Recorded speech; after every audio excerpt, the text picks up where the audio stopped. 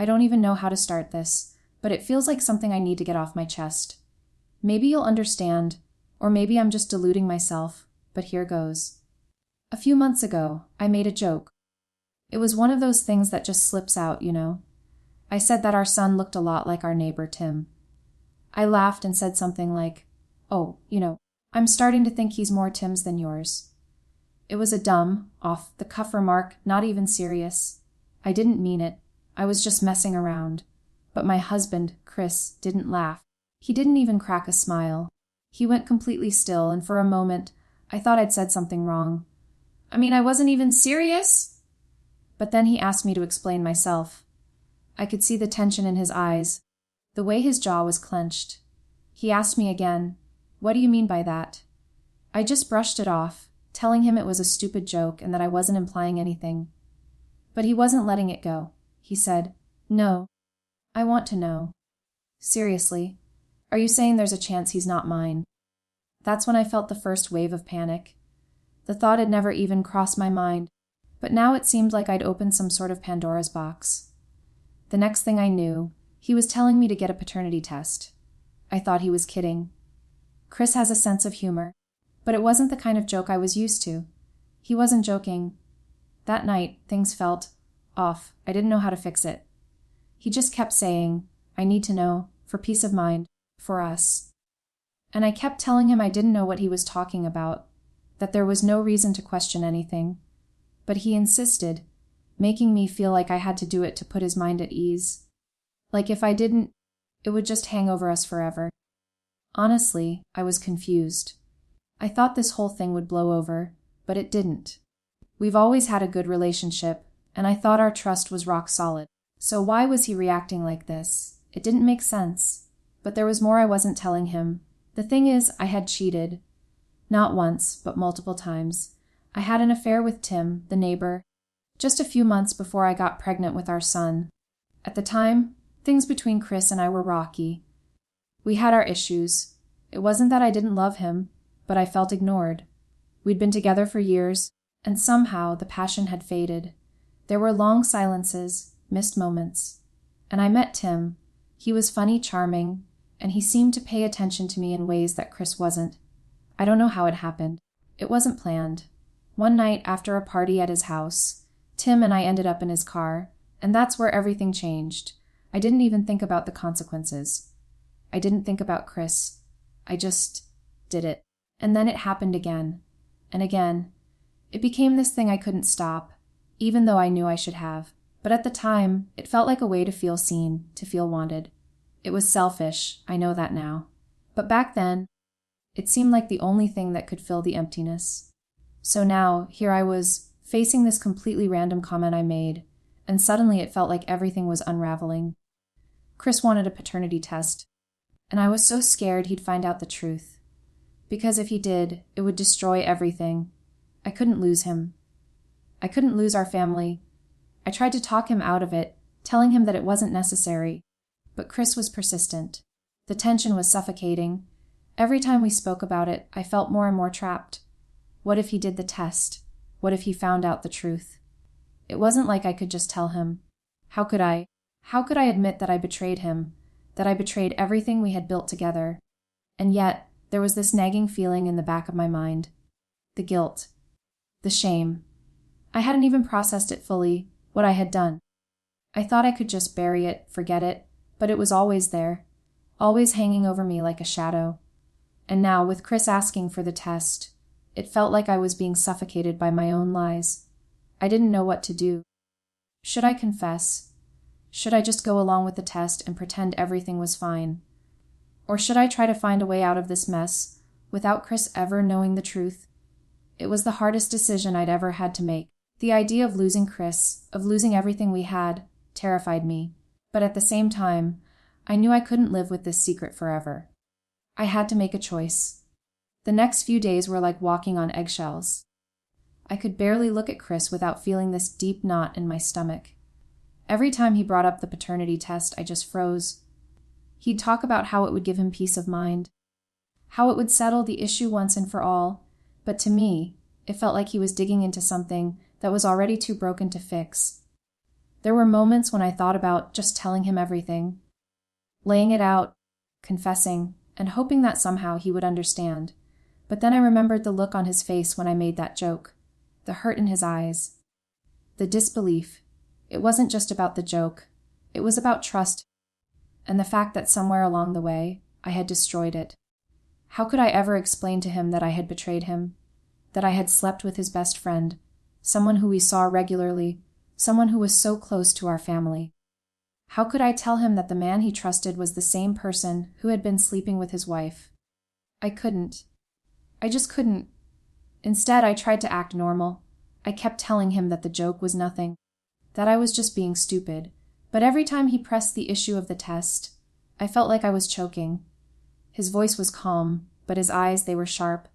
He wasn't going to drop it. I was terrified. I started wondering if I could just go through with the test, have it done, and maybe hope for the best. Maybe there was still a slim chance that everything would be okay. Maybe I could lie. The hardest part was not even Chris. If I'm being honest, it was Tim. The guilt of what I had done with him weighed on me so heavily. Tim and I hadn't been careful. We hadn't used protection. And I had gotten pregnant after that last time we slept together. Even after I found out I was pregnant, I didn't say anything to Chris. I didn't tell him what had really happened. I let him believe that it was his. Now, looking back, I felt like I was living a double life. The guilt was eating me alive, and yet I couldn't bring myself to confess. I thought about how I'd hurt him, how much I had changed our relationship without even thinking about the consequences. It was like I was just going through the motions, hoping that maybe it would go away, that maybe it wasn't as bad as it felt. But it was bad. It was so bad. And I couldn't escape it. There were days when I would wake up in the middle of the night, staring at the ceiling, wondering how I got here. How did it go from me being a woman who was happily married, who loved her husband, to being someone who had completely betrayed everything she stood for? The worst part, I didn't even know how to fix it. Chris kept asking for the test. He said he needed it for peace of mind. But I could tell it wasn't just about peace of mind. He needed answers, and I wasn't sure I could give them to him without destroying everything. One night, I was sitting on the couch, staring at my phone, scrolling mindlessly through old pictures of Chris and me. There was one from our anniversary, the night we went to that little restaurant by the lake. We were so happy. Our son had just started talking. We had everything. We were a team. And then I let it all slip away. Suddenly, Chris came into the room. He stood there, looking at me with that same serious expression. I couldn't take it anymore. "Chris," I whispered, almost pleading. "I didn't mean it, okay? The joke. It was just a dumb joke." He didn't respond right away. He just stood there, looking at me, and I could see the hurt in his eyes. It was breaking me, but he wasn't angry. He just seemed exhausted, like he couldn't even process what was happening. "I just want the test, Ellie," he said quietly, his voice low. "It's not about trust. It's just, I need to know. I need to be sure." I nodded, but I didn't say anything. I wanted to scream to beg him not to do it. But instead I just sat there, feeling this pit in my stomach grow deeper. The days that followed were a blur. We went to the clinic, and I sat in the waiting room with him, my heart pounding in my chest. Every part of me wanted to tell him the truth, but I couldn't. It felt like I was standing on the edge of a cliff, ready to fall, and I couldn't stop myself. I kept trying to push the guilt aside, telling myself that this was the only way to get it over with, that the test would just confirm what I already knew, that our son was Chris's. But deep down, I was scared. I was scared of what would happen if the test didn't go the way I hoped, if it revealed something that would tear our family apart. When the results came back, Chris was calm. He didn't look at me, didn't say a word. He just read the paper, then put it down, as if it was all a formality. He looked at me for a moment, then got up and walked out of the room without saying anything. It felt like the world was falling apart. I don't even know how to explain the silence that followed. The kind of silence that fills the spaces between two people who used to know each other, who used to love each other, but are now strangers. I couldn't breathe. The silence between Chris and me stretched on for days. I could feel it in every conversation, in every glance. The distance was so heavy that I could barely stand it. It was like we were both tiptoeing around the truth, neither of us wanting to bring it up, but both of us knowing it was there, hanging in the air like a thick fog.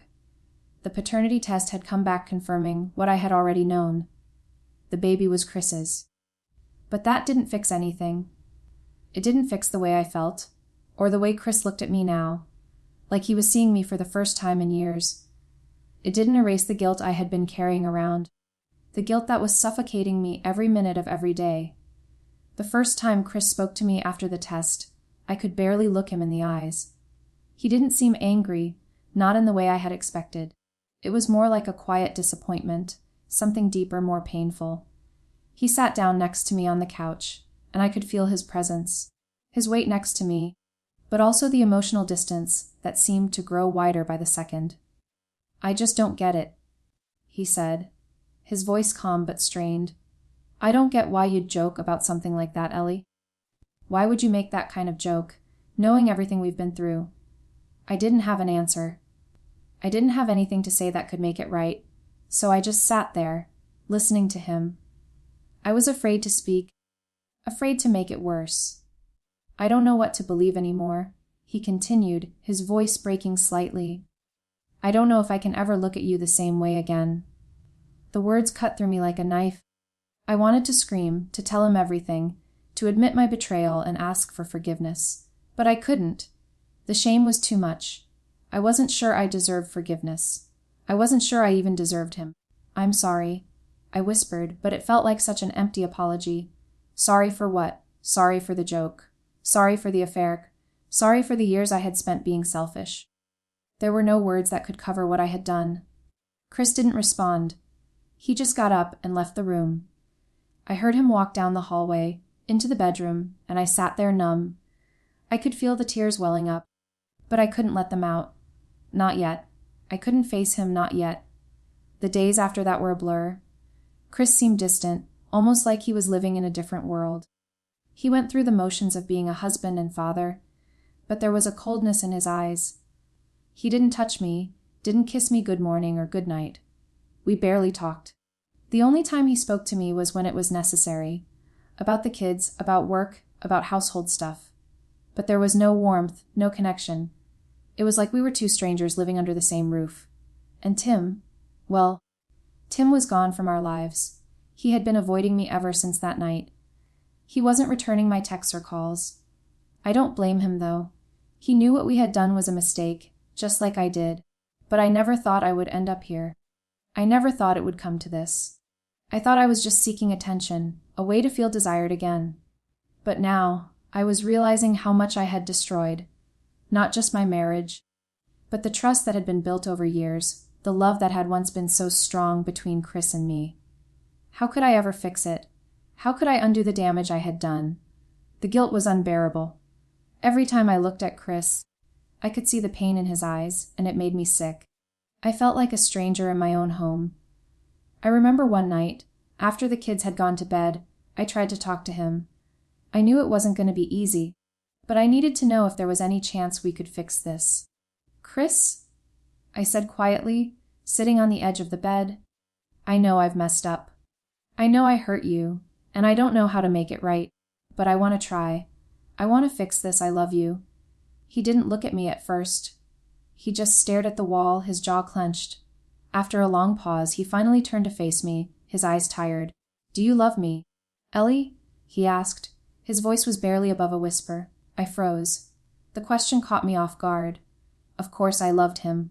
I loved him more than anything. But it wasn't just about love anymore, was it? Love couldn't fix what I had done. I had broken something that couldn't be repaired with words. "I do," I said, my voice shaking. "I love you, Chris. I've always loved you." He sighed deeply and leaned back against the headboard. He didn't say anything for a long time. It felt like hours, but really it was just minutes. Finally, he spoke again. "I don't know if I can trust you anymore," he said quietly, almost to himself. "I don't know if I can look at you and not wonder if there's something more you've been hiding." His words hit me like a slap. "I'm sorry," I said again, but it felt like the word had lost all meaning. He didn't respond. The silence between us was so thick I couldn't breathe, I didn't know what else to say, or what else to do. All I knew was that I had to live with the consequences of my choices. I had to live with the fact that I had hurt him, that I had torn apart everything we had built together. I loved him, but that didn't change what I had done. And now I had to face the reality of losing him. The days turned into weeks, and the distance between Chris and me seemed to grow wider with each passing moment. I felt like I was trapped in a nightmare that I couldn't wake up from. We barely spoke, and when we did, it was always about logistics. When to pick up the kids, who was taking them to soccer practice, what groceries we needed to buy. But there was nothing beyond that. No, how was your day? Or, I love you. No little moments that used to make our relationship feel real. It was just the bare minimum. The silence was suffocating. I missed him so much, but I didn't know how to bridge the gap that I had created. I was too ashamed to even touch him. What if he could still smell the trace of Tim on me? Feel the distance between us that I had built with my own hands. One night, after the kids had gone to bed, I sat in the living room staring at the empty space between us. I could hear Chris in the kitchen, cleaning up after dinner, his movements slow and mechanical. I knew he was trying to keep everything together for the sake of the kids, but I could see it in his eyes. He was breaking. I couldn't stand it any longer. I needed to say something, anything, to make him understand how sorry I was. I knew I didn't deserve his forgiveness, but I couldn't bear to live like this. I walked into the kitchen, where he was standing by the sink, drying a dish. He didn't look up when I approached. I stood there for a moment, gathering my thoughts before I spoke. "Chris," I said, my voice trembling, "I know I can't undo what I did. I can't take it back. But I need you to know how much I regret it. How much I wish I could go back and make different choices. I hurt you. I hurt us. And I will never forgive myself for that." He didn't respond. He didn't even turn around. He just continued drying the dish, his back to me, as if the words I was saying were nothing more than background noise. But I couldn't stop. I needed him to hear me. "I never meant to destroy what we had," I continued, my voice barely above a whisper. "I've been so selfish, so caught up in my own pain and insecurities. I didn't think about how it would affect you, how it would hurt you. And for that, I'm so sorry."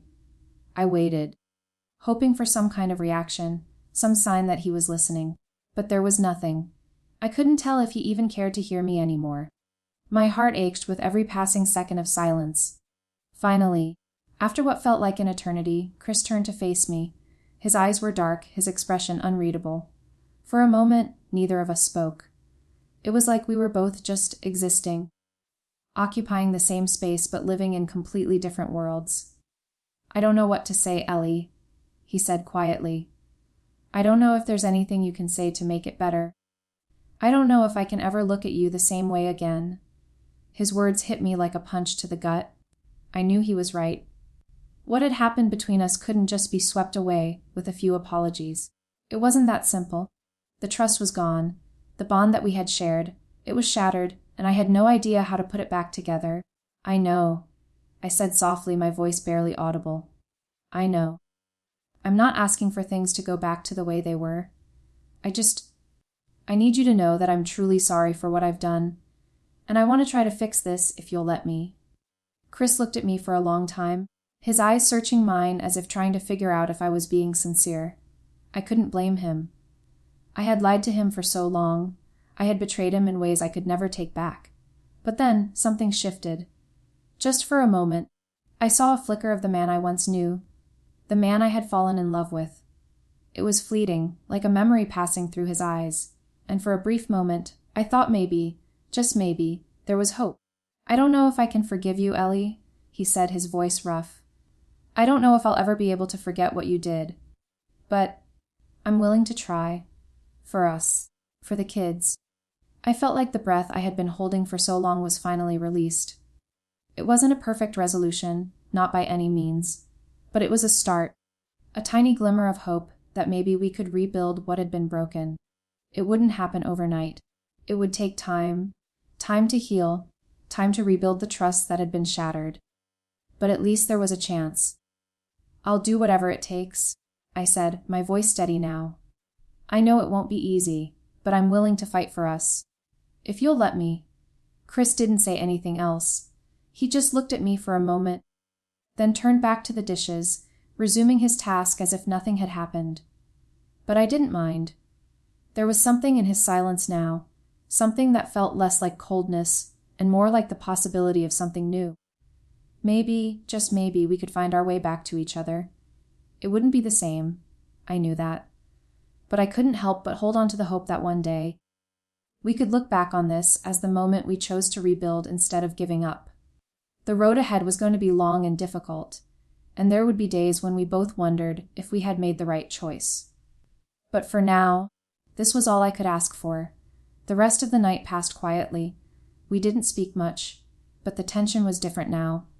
It wasn't gone, but it felt more like a bridge that was just starting to form. One step at a time. And maybe, in time, we'd be able to walk across it together. But for now, I would hold on to the hope that we had a chance.